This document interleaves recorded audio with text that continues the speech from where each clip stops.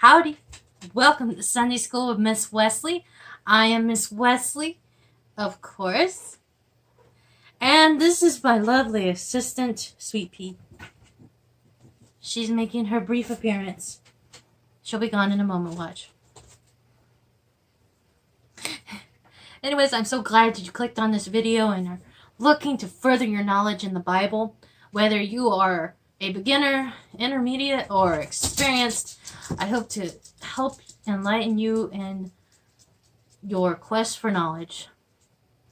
Or, of course, if you are a Sunday school teacher looking for a lesson, you are in the right spot, unless you're looking for a project. Because this lesson, I'm just going to tell you a story. Because my project got eaten. And no, the dog did not eat my project. I will explain later. But right now, let's get into our lesson. We are in our theme of blazing hot for God. And if you've been following along, you know that we are in a fire theme. And it's about holy fire, not bad fire, not hellfire. We're talking holy fire that comes from God. And so last week we learned about the pillar of fire. Or last lesson we learned about the pillar of fire. This lesson, the fire came down. This lesson takes place in the 2nd Kings. And of course I forgot to write down the chapter. I think it's like the 28th chapter. But don't hold me to that. So, this story takes place with my main man, Elijah. And if you don't know who Elijah was a prophet of God, and this man had bravado. Bravado means he had swagger. He had godly swagger, let's put it that way. He knew who he was in God. And he wasn't questioned by anyone about who he was. Because he was very blatantly obvious. He was blatantly apparent of who he was and who he served. So, this takes place when, if you don't know this guy, I've done a lesson on him before. His name was Ahab. He was king of Israel at the time. And he was a very bad man. And I'm not talking like, oh, he did some bad things. No, this guy was bad, alright? And he was in this way that he was, what do I want to say? He was like a spoiled, rotten brat. And he thought he should get his way no matter what.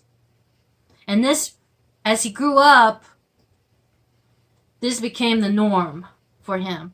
That he should get his way. And if anybody stood in his way of what he wanted, his wife would take care of them. Because she was bad too.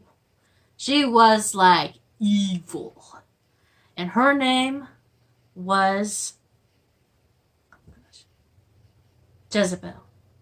You ever heard the name Jezebel? Yeah, some people call certain women, oh, she's a Jezebel. No, this woman, she was evil. Her dealings were evil. The way she did things was evil. And she found herself the perfect husband too.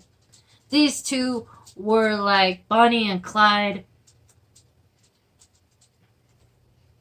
Evil style. So, yeah, of the Bible. Except for they didn't run off a cliff and die. So, at this time that, where the story takes place, Ahab and a friend of his, starts Obadiah. Yeah, Obadiah. They had just divided the country and whatnot. And they were going around killing the prophets of God because of Jezebel. And they had the whole, not Obadiah. Obadiah was still he still believed in God. But he was following Ahab because Ahab was his friend. Got to learn how to pick your friends better. So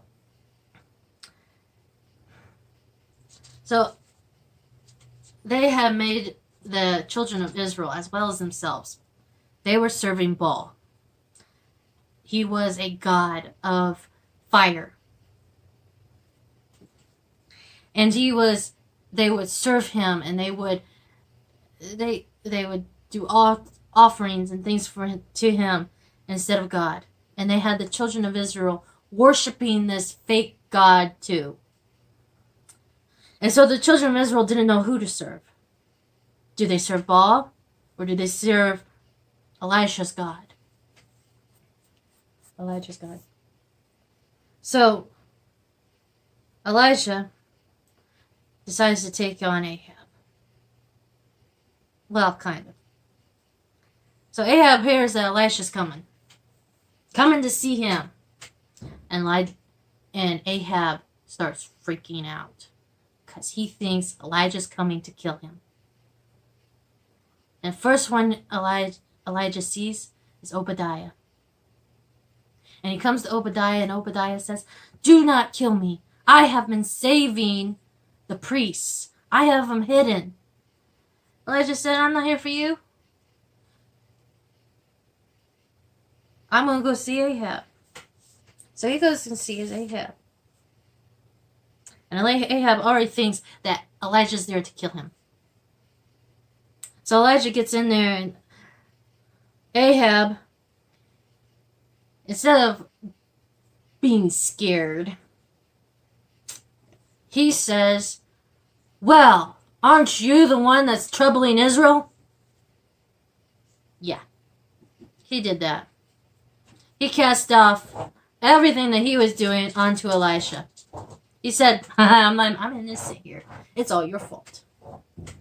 Elijah says to him, Elijah wasn't fooled by that. He says, "I am not the one causing trouble here. Now here's the thing I want you to do." There was, like I said, this man had swagger. Okay? You weren't going to mess with Elijah. So, anywho, so Elijah, he says, "Here's what I want you to do. I want you to gather all the Israelites who you got. And then I want you to get all those priests and those prophets of Baal that are sitting at your wife's table, Jezebel's table, and eating dinner with her." This is, of course, by feasting with a king or a queen, that means that you have favoritism with them. So that's what Elijah was getting at here. So he says, and they're like 500 strong, 570 strong. He says, "I want you to bring all of them to Mount Carmel in the morning." They all gather around, and Elisha's there, and he's like, "So here's what we're going to do." Next morning, early in the morning, by the way, they've got all the people here. He's like, "Here's what we're going to do. We're going to have a contest. And whoever wins, that's who you, the people of Israel, are going to serve. It's either going to be me or the 570 prophets of Baal. And we are going to have a sacrifice. We're going to have 2 bullocks. You set up the sacrifice, 2 bulls. We'll say bulls. And we're going to have, you set up the sacrifice the way you want it. You pick out the bull you want, and I'll take whatever's left. You guys can go first. And whoever can bring down fire from their God, you don't light the fire yourself, you bring it down from your God. Whoever does it first, that's who the people of Israel are going to serve." Yeah, again, Elijah. He knew who he was, and he knew who his God was. So, these guys pick their bull out. There's over 500 of them. And they all start praying to their God, asking him to come down and send fire to their altar, to their sacrifice. And they're calling out to they're praying to him. They don't start calling out to him until later. So they're praying to him. They're trying to get his attention, and about noontime, Elijah starts making fun of them. He starts mocking what they're doing. He says, maybe your God can't hear you. Maybe he's talking. He can't hear you over this talking. Maybe you should cry out. Maybe he's sleeping. Or maybe he's on a long journey. Cry out louder. Maybe he'll hear you better.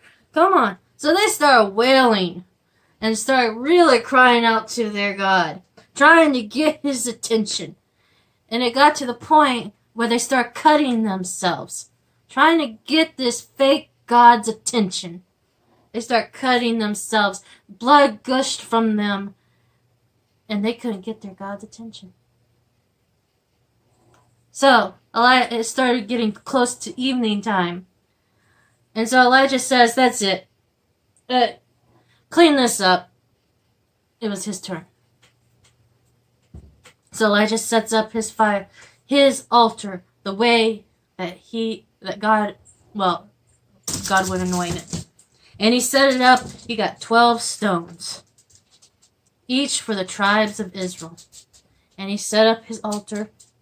He put his wood on there. He got his bull all up there. And when I say he got stones, he got stones. He got rocks, and he piled them up, one onto another. Then he dug a trench around his altar. And if you are familiar with farming or gardening, he dug a trench, a furrow, that was big enough for 2 rows of seeds. So it was roughly about that big. It would be about that big. Yeah. And so then he wasn't done yet. He said, go get 4 barrels of water and pour them on the altar. Then they did that. And he says, go get 4 more. So they got 4 more barrels of water. Poured it on the altar. He said, go get 4 more. So if you add that up, that's 12 barrels of water. There was enough water that it filled the trench around the altar. His altar was soaking wet. His sacrifice soaking wet. His wood was soaking wet. If you have any experience lighting a fire when anything's wet, it don't burn very well. So, Elijah gets on his knees and he cries out to his God. And he asks to the God of Israel, show the people who their God is, or something to that effect. And fire fell from heaven and lit the altar, lit and brought fire to the water that was in the trench. It was consumed by fire. The sand underneath the altar was consumed. All the rocks were consumed. It was one big explosion. And like I said, it was close to evening time, so this was a very dramatic effect. God likes to be a little showy.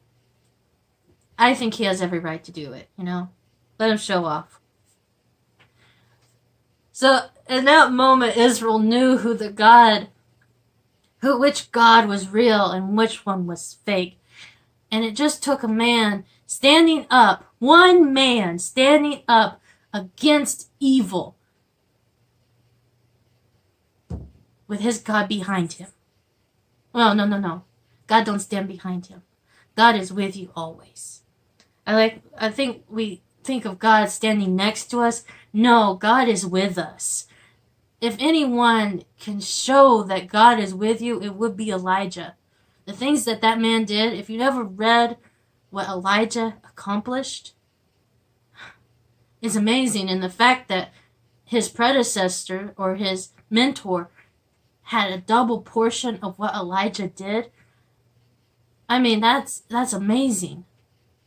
And to know that God is with you always, and you have the same power and the same presence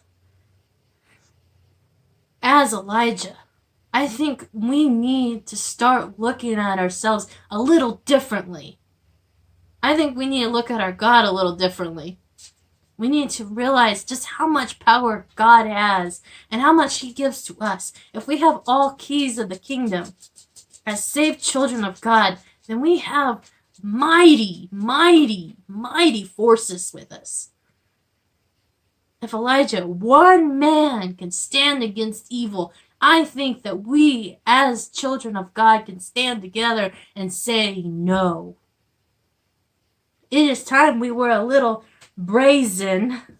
Yes, this is our chosen word for this. That's why it's called blazing hot. To face with defiance and with impertinence. To go against the grain and declare who your God is. That is your power.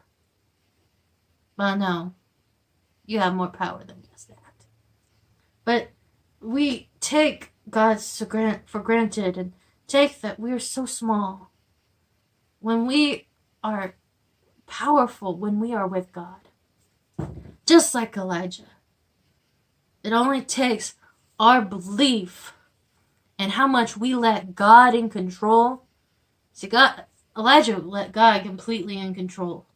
And when he did that, he was powerful. And there was a time Elijah took a little backstep because he was a little scared. Yeah, this man with amazing swagger and he took a moment and he went back and he got depressed. Hey, it happens to all of us. If you go through depression, don't think that you're the only one that goes through it. Okay? There are people that are powerful with God and know God's in control and they go through it too. And there's nothing wrong with you. It's just the way your brain works. But just remember, you are powerful with God. You can bring down the fire just like Elijah. My dog used to shout. So I hope you enjoyed this lesson. Next week we're going to be learning something different. About the Sunday school project and eating it. I used potatoes in my Sunday school class to create the altar. And we had we were going to create a band for the water. But the potatoes only last for so long, you know. And they got eaten. And I don't have any more potatoes. The reason why I use potatoes is rocks. Rocks are very heavy. Carting them into the church house was a bit of work. So if you want a Sunday school project, potatoes work great. You need 12 of them. And of course, they can be eaten. Alright. So that was this week's lesson. I hope you join us next time. I love you. God loves you. And there's absolutely nothing you can do about it. Goodbye.